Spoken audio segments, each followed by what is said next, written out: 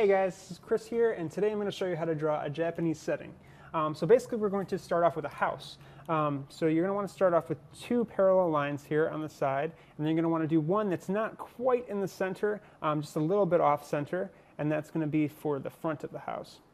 I'm going to do a line that goes over the top of those lines, kind of leaves a little room on both edges, and then to make the awning, we're going to do two lines that go up like that, and then we're going to do a line that swoops just until that middle line, and then we're going to do another line that swoops that connects to the other one.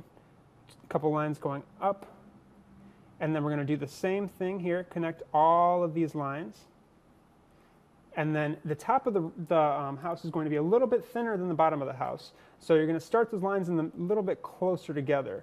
Put them in like that, and then another line that connects with that line. You're going to also do the same thing as we did before with the awning on the bottom. We're going to connect all those lines, leaving just a little bit of room on the sides, a couple lines going up like that, and then one more line going like that. And we're going to swoop, and then swoop, and then we're going to do two lines that connect at the top, just to make the top of the building. Another line there, and then maybe like a little pole. Do some windows.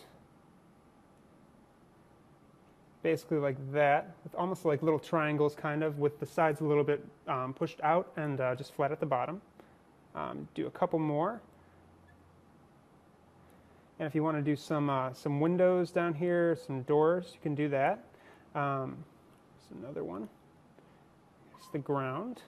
And then if you want to do a tree on the side, you can do that too.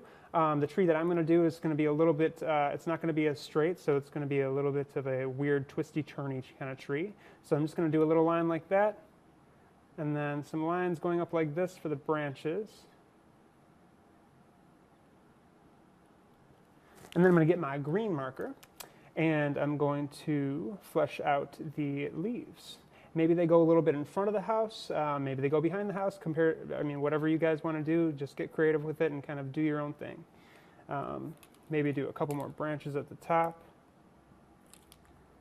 and then another bunch of leaves. Put some grass down there, and then some poles on the side.